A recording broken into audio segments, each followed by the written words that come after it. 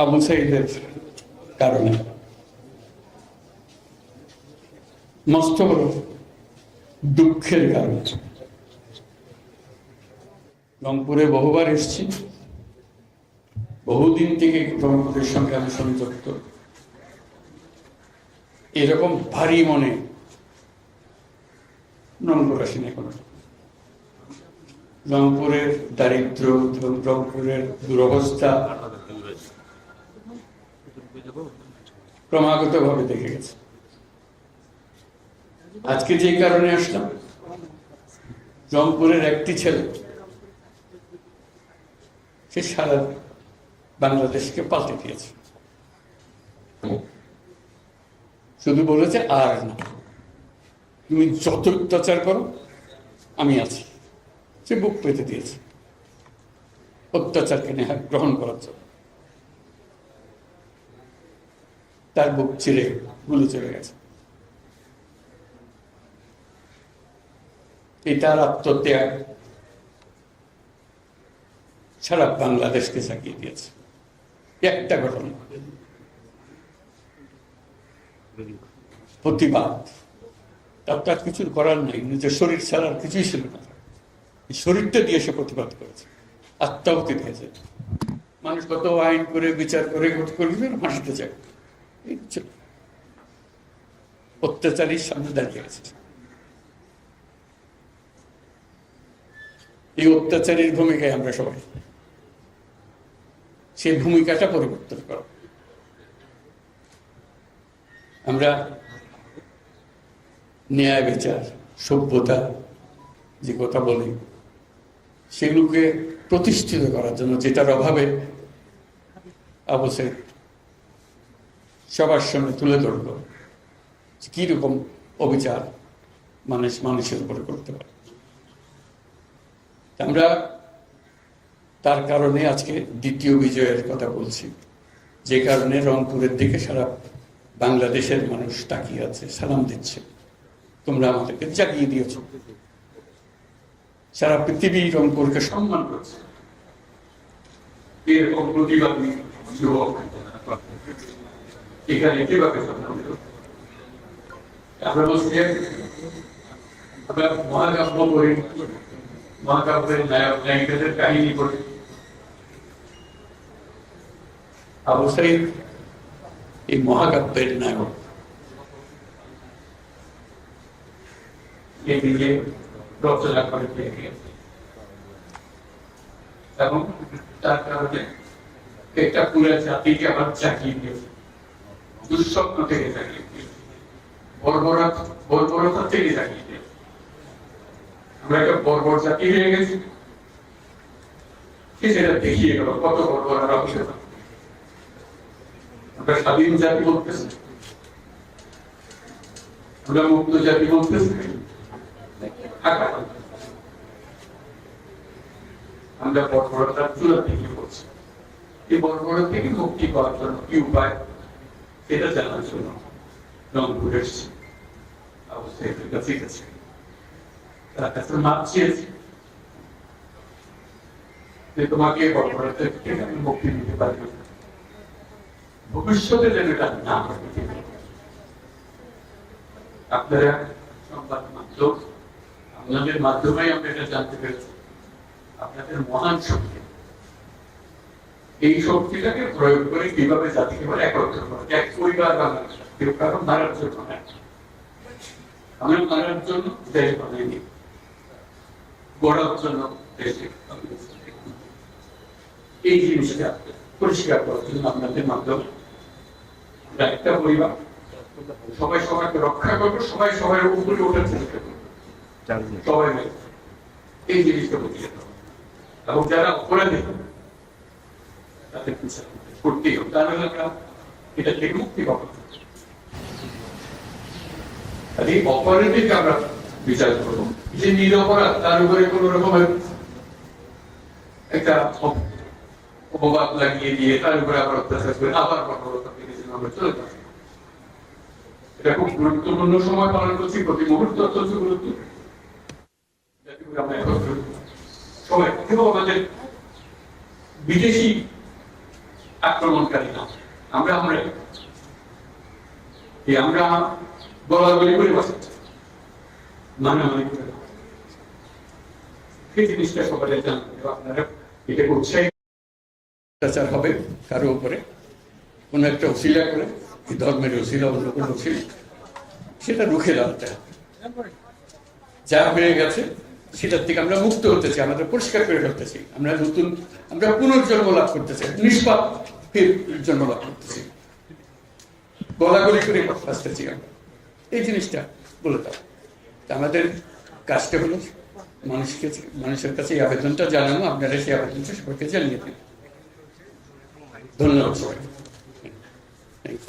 Sir একটু প্রশ্ন sir বলেন সংক্ষেপে কে বলতে স্যার সবার আমি একটু বলতে চাই স্যার, আপনি শুধু একজন প্রধান উপদেষ্টা না, আপনি একজন নোবেল বিজয়ী এবং এক বিশ্ব বরেণ্য ব্যক্তিত্ব। আপনি কি মনে করেন যে এই জাতি কি সারা পৃথিবীতে যে জাতির ভাবমূর্তি পূর্ণ হয়েছে, জাতি কি মাথা উঁচু করে দাঁড়াতে পারবে কিনা? যেটা আমি সবসময় বলে আসছি, আবারও বলি, এই জাতির সম্ভাবনা অসীম। এই জাতির যে তরুণ সম্প্রদায়, তার যে সৃজনশীলতা, তার যে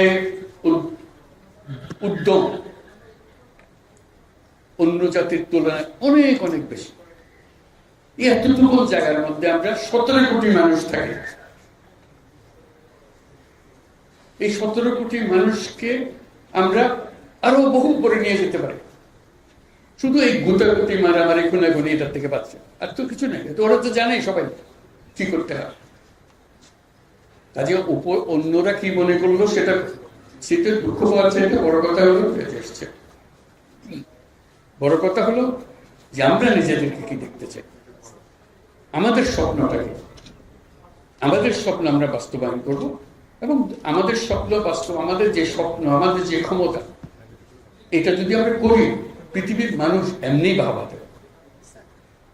পৃথিবীর বহু দেশে তো যাই, কাজে দেখি এর চাইতে ঘনিষ্ঠ একটা জাতি, পরিবারভুক্ত জাতি খুব কম দেশে আছে।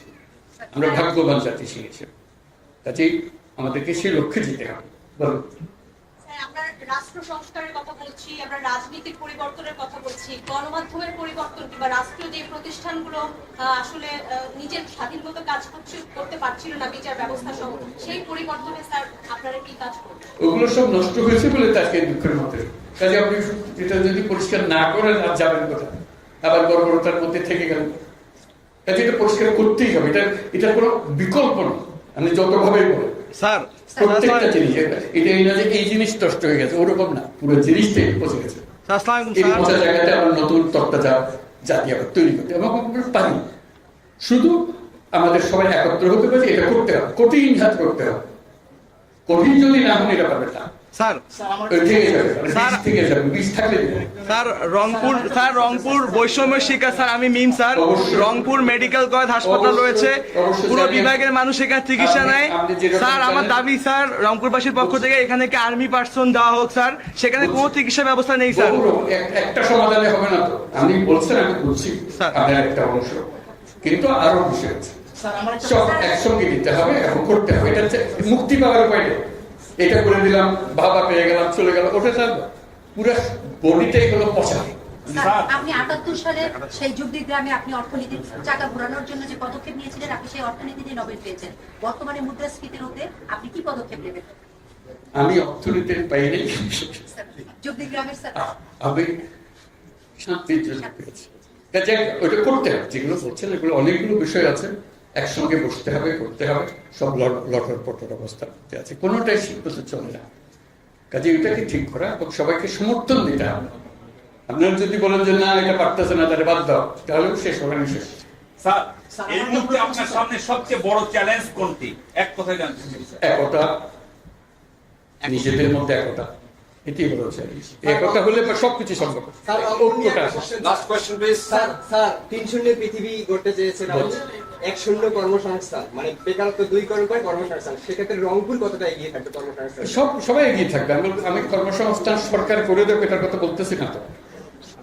আমার কথাটা হলো আমরা চাকরি চাই না, আমরা চাকরি প্রার্থী নই, আমরা চাকরির দাতা। স্যার রংপুরবাসীর উদ্দেশ্যে কিছু বলেন সেই জিনিস এই আয়োজন, এটা আয়োজনের বিষয়। কাজে প্রত্যেকের মধ্যে শক্তি আছে, একজন পারে। দীর্ঘদিনের দাবি তিস্তা মহাপরিকল্পনা, স্যার, তিস্তা এটা পৃথকভাবে এখন আমি তো ডিটেলস জানি না। রংপুরে যখন আসতাম তখন অনেক কথা জানতাম, বহুবার এসেছি, বহুবার গেছি। কাজে এখন আবার নতুন ভাবে দেখতে হবে কোনটার কি অবস্থা। সবকিছু সম্ভব। যন্ত্র যেটা আমরা নিজেদের জন্য তৈরি করেছি এটা পচে গেছে বলে কিছু হচ্ছে না। যন্ত্র যদি ঠিক মতো সব কিছু সমাধান আছে। কাজে এখন আমরা যন্ত্রটা ঠিক করি আগে, হলে কাজ করতে থাকবে। ঘড়িটা বাজবে যখন ঘড়ি চলে না, অচল ঘড়ি নিয়ে আমি কি করবো? এটা নিয়ে যত কান্নাকাটি করে কিছু করতে পারছেন না। যন্ত্রটা ঠিক করার জন্য এটাই হলো মুহূর্ত। সেখানে আপনাদের ভূমিকা খুব গুরুত্বপূর্ণ। কতদিনের মধ্যে নির্বাচন হতে পারে স্যার? এইটা তো কেউ বলে নাই এখনো। আলাপ হলে তখন দেখা যাবে কতদিনে হলে ভালো হবে, যেটা আপনারা বলেন। এটা থেকে কারণ তো এমন না যে এটা আমি এক্ষুনি করে দেবে, বললে করে দেবে, কি আছে? যে করলে ভালো হবে কি ভালো হবে না সেটা আপনারা বিচার করেন আগে, নিজেদের চিন্তা করেন কতদিন হলে ভালো হবে। শেষ প্রশ্ন, এটাই শেষ। সেটা হলো সাম্প্রতিক সময় আমরা দেখছি যে যারা আপনার বিভিন্ন মামলা থেকে যাদেরকে মুক্ত করা হচ্ছে তাদের মধ্যে অনেক কিছু সন্ত্রাসী আছে, তারা মুক্তি পেয়ে কিন্তু দেশে এখন যে নৈরাজ্য হচ্ছে। ওই তালিকাটা আরেকটি বিষয় হলো স্যার, যেসব শূন্য পদ এখন আছে, আপনি বলছেন সব জায়গায় আপনার মানে সম্ভব হবে, কিন্তু আমরা দেখতে পাচ্ছি যে অনেকে রাজনৈতিক পরিচয় তারা সেখানে নিয়োগ পাচ্ছে। আচ্ছা, বহু দোষ আছে, এটা একটা আলাদা আলাদা বলার দরকার নাই, এটা সবাই জানে, আপনিও জানেন, আমিও জানি। এখন হচ্ছে যখন অ্যাকশন নেওয়া শুরু হবে আপনারা সমর্থন করবেন। আপনি যদি করলো না তাহলে আবার এগুলো চক্করে পড়ে গেল। স্যার রংপুরবাসীর জন্য স্যার প্লিজ স্যার কিছু বলেন স্যার। এগুলো রংপুর পিছিয়ে পড়া একটা জেলা, রংপুর বাংলাদেশের 1 নম্বর জেলা হোক, এটাই হলো। Thank you sir. Thank you. Thank you sir, thank you sir.